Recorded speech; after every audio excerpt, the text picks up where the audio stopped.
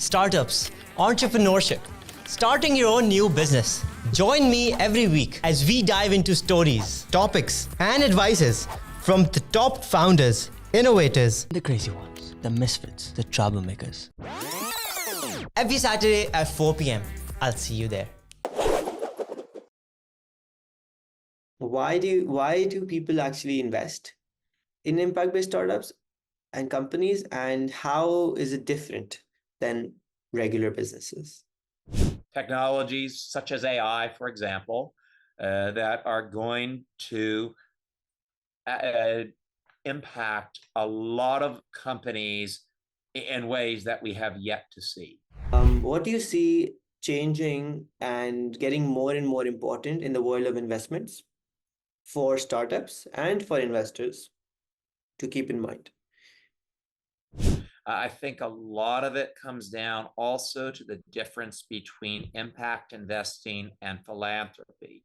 If something is not a business model that's likely to be profitable, it's better under the bucket of philanthropy.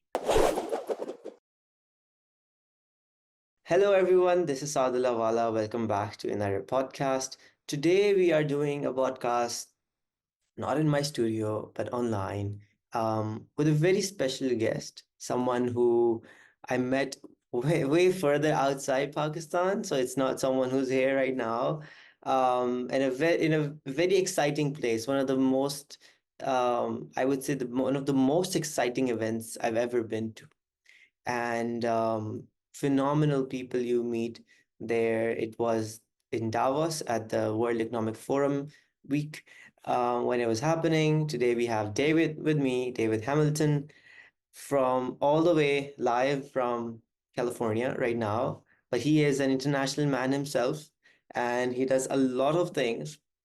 I did try to stalk you a little bit. I got lost. So I will try to let you introduce yourself.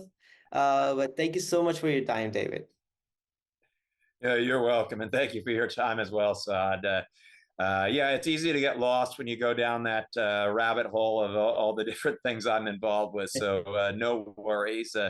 My name is David Hamilton Nichols. I am from California in the United States, halfway around the world from Pakistan, pretty much, if you look at the time zones. And I am an investor, a speaker, an author, even dealt some in production at one time, although COVID pretty much killed those production projects. Worst possible timing, but I'm most known as an investor. I've been in real estate, as was my family, and then I'm the generation that got into doing startup companies and being involved with venture capital. So that's a little bit about my history, and it's been eclectic. I don't know what parts you'd like me to focus on the most, but I've got a ton of different things we could talk about. But where would you like to lead this, Saad? So so we did talk a little bit in Davos, and the one thing that struck me the most and found the most exciting was you being an investor, but telling me that, okay, you invest into impact-based startups as well, and businesses that actually do make an impact. And I was noticing that you invested in so many impact-based companies and AI companies that are trying to make a change rather than just money. So I'd like to get to know more of your point of view, of how and why people invest in impact-based companies that are focusing on, that have an element that's connected to, let's just say, the SDGs also, which is sustainable. So it's sustainable for the planet, for the people. So again, coming back, sorry to making the question longer, but why do people actually invest in impact-based startups and companies, and how is it different than regular businesses? Well, I'll answer that first and foremost from my own experience and own reasons, because I can't necessarily speak for other people. Why do I invest in impact companies? Well, if you're creating a major impact by solving a major problem, number one, you don't necessarily have to worry about as much whether it's going to make money or not. is I think there is a sometimes a misunderstanding that if you're doing impact, you're not likely to make money. If you invest in a company that is solving a major problem and doing good in the world, and its business model is right. I need to stress that the business model does need to be right. But if you're doing that, you will have a market for that. Maybe a visionary kind of company, and maybe not going to be seen right away for what it is. But then again, how many visionary founders really are seen immediately? So I think there is a misunderstanding that is prevalent that you cannot be doing good and also be doing well. That's how I would start that. And of course, some of the sectors I personally am involved in are climate, renewable energy, blockchain, AI, some healthcare, mostly US, but I do have something active on most continents. So I do think that if you're looking at solving those problems, you will make money if you're a good businessman. And plus, it's preferable from an ethical standpoint to make money doing something good rather than something harmful. Exciting. Well, we did start right off from your work, but I'd like to know a bit more about you first. Who is David? And where were you born? What did you study? You told me you're a high school dropout. How did that happen? I'd like to get No, to no, know you told me more. you're a high school dropout. Oh, sorry, you did college You dropout. saw My through it. bad. My bad. You See, saw through it a little sooner than I did. in So my yeah, favor, you're a step it ahead of is me, a son. little late, but yes, my apologies. No worries. Yeah, I'll just say it this way. Again, you were a step ahead of me. You saw through it first. But yeah, yes, I did. I felt I was wasting my time when I was in college for various reasons. I thought I could do better elsewise, and fortunately, I was accurate on that. It was not necessarily the most popular among some people at the time that I was doing that. But in the end, you don't become a fellow of the Royal Society and be a panelist at the Nobel Peace Center and et cetera, et cetera, if you're not at least doing something right. So I'll take that as like, okay, I think I made the right choice. I But know. but yeah, I did not finish college. But that said, as far as where was I born, I was born in Southern California. My family is one of the older farming families here in California. My great grandfather came here, gosh, probably before 1900. Wow. So that's uh, that's now some other countries like Europe or India or Pakistan.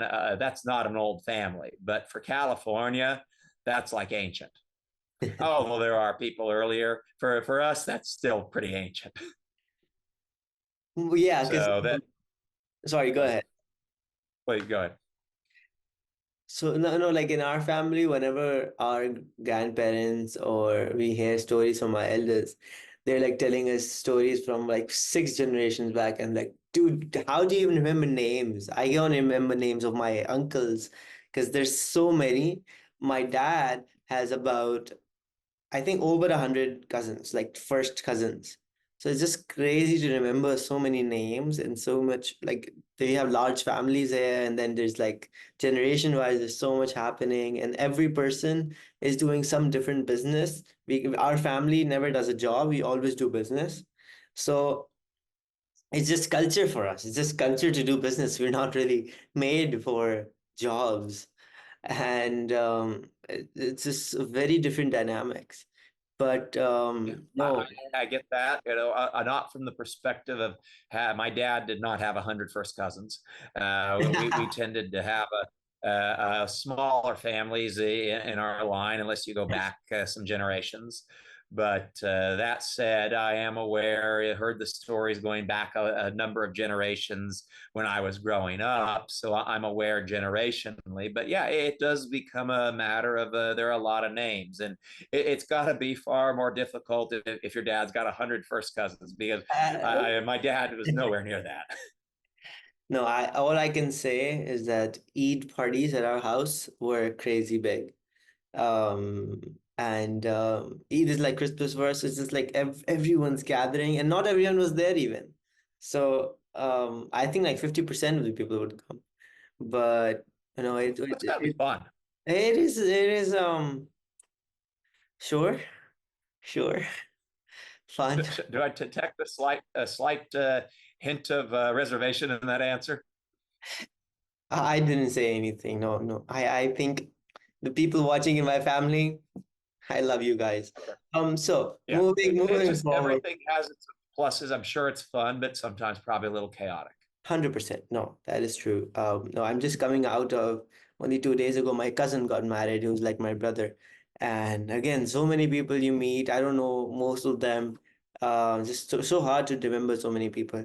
But it's Of very course. exciting to live in this culture and these situations that we see every day over here. Especially, I mean, of course, I don't want to discuss anything related to geopolitics, but like living in a country like Pakistan. It's very like you always have a adrenaline rush or something and like I don't know, it's just exciting. I'm not and sometimes in good ways, sometimes bad ways, but it's always nothing. That's like everything, though. Everything's got its pro side and its con side. So, that's not at all surprising. Yes. Well, moving back to you and your work, um, when did you actually start, and how did you start investing into companies, and what do you feel like why do you do it? Well, as I alluded to earlier, I was doing real estate earlier on, and obviously having a base of real estate, and it's a very different risk reward profile. I also had friends that were starting companies, and I thought, this is a different risk reward profile, and they're doing interesting things that are doing good. So that was, one factor. And that got me involved. The different risk reward profile, as well as that I wanted to do something a little more interesting and a little more that had some impact to it. So a combination of factors, I would say. Awesome. Um, So if I asked, you have mentioned thoroughly, you have given me an overview of the type of companies that you have invested in. But if I ask you about some of the more known investments, what might those be, and why do you think they succeeded in the area they're working in? Well, I would say, depending on what geography would you like to focus on? I guess would be a first question. Do you want to focus on U.S.? One that's gotten a fair amount of publicity is a company called Ether Diamonds that's making diamonds out of carbon removed from the atmosphere, Wow. and, and that's a great idea. It's a win-win-win. You have you're taking carbon out of the atmosphere. They're the world's first carbon negative diamonds. You're not tearing up the ground or doing sponsoring blood diamonds. So all around, it's just a beautiful idea, and they can be made relatively competitively. So that's all around a win. And so and they had done they grew pretty quick. I was actually in their pre-seed round back in 2020, I believe. Wow. So and they're now changing some stuff around, and they've got other potential materials they can do as well. I don't know really how much I'm allowed to say publicly, as I am an advisor to that company. So I'm going to stop there, but they have some other materials that they will be getting involved in as well. Wow. Okay, that's exciting. That no. That's US. I guess I could go to Europe if you like. Yeah. There's a company called Choose with three O's, and that's a Norwegian climate company that offers tools for businesses, and also they've worked some with individuals as well, but to measure and offset carbon footprint. And they've partnered with a lot of major airlines, from Norwegian, of course, to things like, I believe, what were the other ones? Southwest, and a bunch of others globally. And they've done pretty well too. And I like how they're. What I think you asked what makes companies successful. I think in their case, the people running it are very studious about how they do things. They're very orderly, and that's something that I've observed them do very well. And their financial stewardship, in my opinion, has been done very well. And of course, Europe's a slightly different market than the U.S. You see sometimes a little in the U.S. we're a little more like cowboys sometimes, and it's growth, growth, growth. And sometimes that isn't always sustainable here in the US, and sometimes it makes it go astronomically. But that's just an observation. Exciting. Your LinkedIn also says you're an author.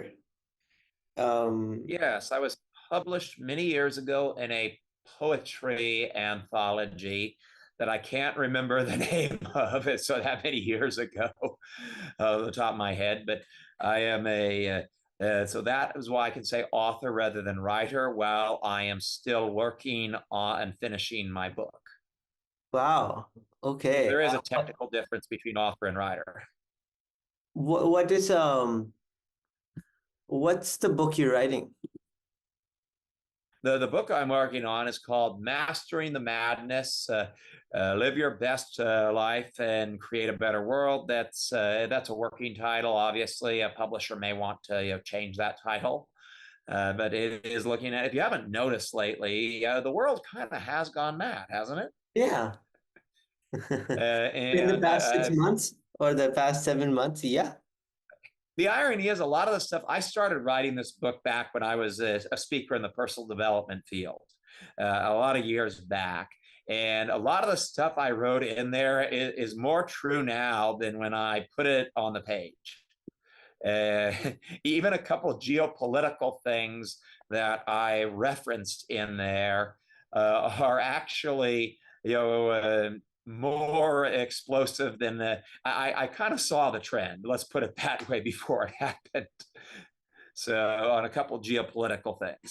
But that said, I kind of put it on the back burner some when I stopped speaking in the personal development field and got too busy with business. But I am getting back to finishing that project.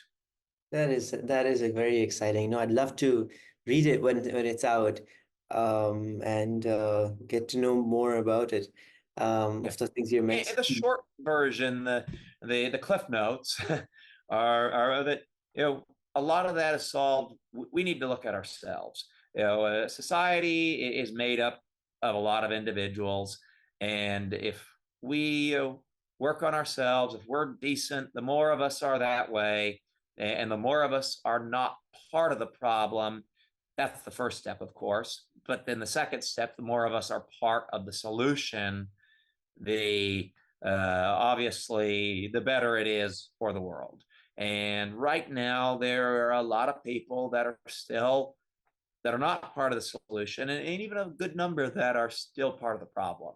So a lot of that begins, with us, with like you and me, and a lot of other people that are, doing the right thing in our No, lives. that is so true. And can be implemented in so many places and solve so many issues and just big piece. Sometimes you think the world, oh my God, it's such an amazing place. Why is so much crap happening in the first place? If everyone's so nice, and everyone is so nice. Everyone you meet, a lot of people that are announced to be bad or have bad negative media presence, you meet them and like as people, they're such nice people. They know how to talk, they know how to behave. But And sometimes too, media is media, mm, and often good news doesn't seem to sell as well. yeah, there's this There's one that startup. factor. There's this one startup I met in Riyadh. I was there for Leap, and that guy is enrolled in an accelerator. He raised like $250,000, but he runs a platform that spreads is a media platform only for good news. And it just made me happy just to know the fact that, okay, someone's working full time on this and someone's appreciating them enough to actually have them enrolled in their accelerator and giving them money and just trying to get this out.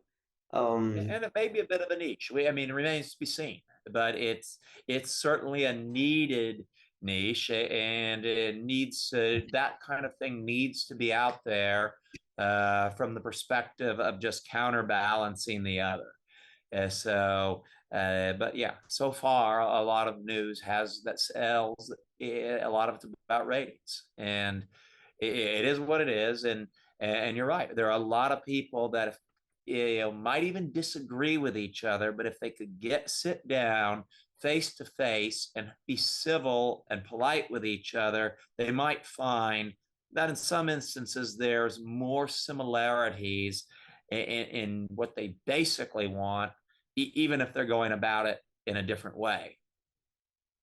that is true. No, that is so true.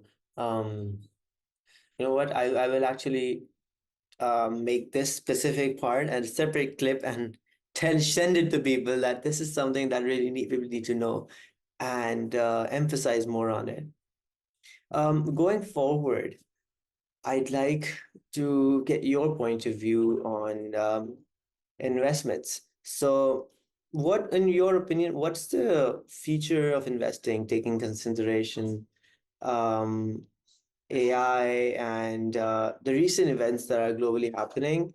I mean, let's just take out the recent events part. That kind of stuff always is happening. But even with AI, you were just mentioning writing a book.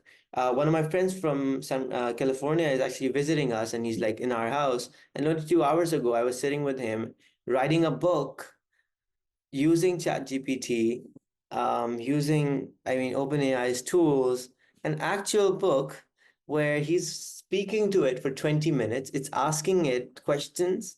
I mean, I prompted it quite a lot. And ultimately, by in the next 2 days, I'll send you that book.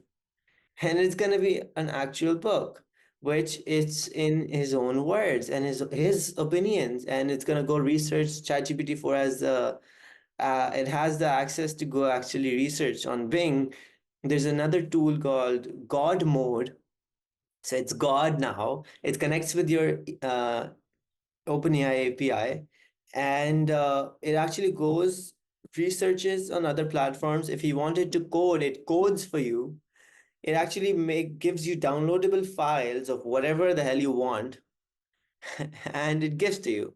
So taking consideration all of this, and I'll keep my promise and send you that book. But taking consideration of so many things, and the SDGs being a factor, 2030 coming up, we're approaching that. This was my first World Economic Forum event, and to see that so many people are actually working for change and people have this social responsibility embedded in them. What do you see changing and getting more and more important in the world of investments for startups and for investors to keep in mind? Yeah, I'll first address what you mentioned on that book, and that's mine is completely written by me. There's not been a word of it that I've written here that involved any AI or involved any AI to do research. So uh, that's that's where I'm at on it. But I find it now it's kind of I'm like, okay, yeah, now they've made it so much easier. I mean, but what? Okay, yeah. but Okay. but yeah, times change. But as far as where I see the future of investment and investing going, uh, I do think you're going to see technologies such as AI, for example, that are going to uh, impact a lot of companies in ways that we have yet to see. It's going to impact the workforce in ways we have yet to see. We are only beginning to see that. And how that does remains to be seen. But I mean, obviously, we have things like Chat GPT and other AI technologies, but where it may also get interesting is how do those relate with those other businesses? That AI investments right now, in some ways, are priced pretty high because there's a lot of attention there. So, where can we look as investors at where it is not being seen yet, where that AI will influence it, or maybe something that supports AI that we're not seeing where the better deals are from an investor standpoint. I do think we are going to see exponential increases in technology in some ways, and that will open up a whole other fields of investment. I think AI is going to, and quantum computing will both allow for certain advances in material sciences that we haven't seen in ages. Because in some ways, yes, we have material sciences, but we haven't seen certain exponential increases in that I think will be opened up by AI and quantum computing potentially. I do think as well, with all of the increase in technology, in some ways we may see a backlash. And in some ways that could be a positive backlash.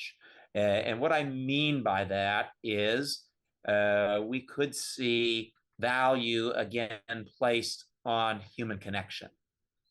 In some ways, we've lost some of that with technology, but as certain things are becoming basically replaced by technology, we may see that backlash, which, in my opinion, is a positive thing if we can bring that back more into society. I agree. I mean, those are a few examples, and I do think I would be remiss if I did not add that what is going on geopolitically may shake up the investment scene for some years, depending on how a lot of this plays out. Whatever regions of the world it plays out ends up playing out in, or to what extent that is could potentially affect the investment landscape for a period of time, and it does bear people watching. Um, you have covered more. Okay, so that's valid points for investing. You've covered more of how things are changing because of AI, and of course, going investments going into that. But noticed that most of well, at least half of your investments are in businesses that are not AI focused, and Yes, a lot of those were earlier investments in things like climate, renewable energy, and also blockchain is not is technology, but not AI, yeah, and things like that. I do believe in that. Obviously, AI is not the only game in town. It right now is getting a right. lot of attention, but and will definitely impact, as I mentioned, all of those other sectors. But that said, AI alone is not life. We need things like healthcare. We need things that make our world, our environment cleaner, like climate tech and renewable energy. We need a lot of other things. In fact, even the entertainment, as I alluded to before, I did have a foray into film production and documentaries right before COVID. Worst possible timing. Only sector I ever got slaughtered in. But that said, we even need entertainment. We're human beings, so we're multifaceted, and I do think there's importance in all of those. No, I 100% agree. And of course, AI now plays a major factor in our considerations, our daily lives, everything. But it's not everything. Of course, it has a role in everything that we do, but it still doesn't do agriculture for us. It still doesn't do so much health tech, fintech. Um, when I mean, your colleagues, people invest in different kind of businesses. Only yesterday, for a week, we had yesterday she left, but the head for now, the ex, she just left. The head for Norwegian funding for Acumen was over visiting our school, and we had inauguration for one of our schools. Um, and I, of course, I'd like to invite you as well whenever you're close by or not. Just come to Pakistan, be our guest for a week. We've been doing so much with human capital, with development. Our foundations work with over 100,000 people so far. And our main focus is just poverty eradication. And we want incomes to be uplifted rather than um, fixing infrastructure or something. Because if you have cash, you can build your road, you can get a water line, you can get solar, you can fix all these basic problems that so many people, 2 or 3 billion people globally have, just by in empowering them to make money. So, okay, anyways, coming back to investments, um, her point of view also was to that we should risk a little more on businesses that are climate focused, that are impact focused, even if it doesn't make money in the end, because it empowers and it creates impact more for the masses, for the people that are indirectly paying us, that are indirectly we're living off of, and they're human beings that we're gonna leave behind when we die also. So, what would your point of view be when people think about the reason why I focused so much on impact investments was because people neglect impact startups a lot, and they don't get into the limelight, they don't get funding so much a lot of times, but they have great ideas, that they have great plans or already implementations to help human lives. So, and they're profitable also most of the times. So what would your point of view be going forward for people who are now looking to invest and looking to be more sustainable, um, whether that's an impact investment or not? Let's just say that. I would look at it, as yes. Is every impact company going to be profitable? Not really. Not every company that's an early stage company is going to be profitable. I think a lot of it comes down also to the difference between impact investing and philanthropy. If something is not a business model that's likely to be profitable, it's better under the bucket of philanthropy. And there are plenty of people who are philanthropists who will look at that kind of thing. I do think sometimes there's not a clarity of distinction made between the two. And if and a lot of it comes down to you can throw all the money in the world at a problem, but it isn't necessarily going to solve that problem unless the execution skills are there and unless the idea to solve the problem is a sound idea. So I do think, as far as impact investments, when I look at them, I want to make sure it's got a good business model. That's obviously important to me, and there and how I mitigate personally some of the risk. I want to make sure it's a highly scalable business because there's a lot of new businesses are going to fail. That's just the nature of that market. You try to get as few failures as possible, but startups are inherently risky.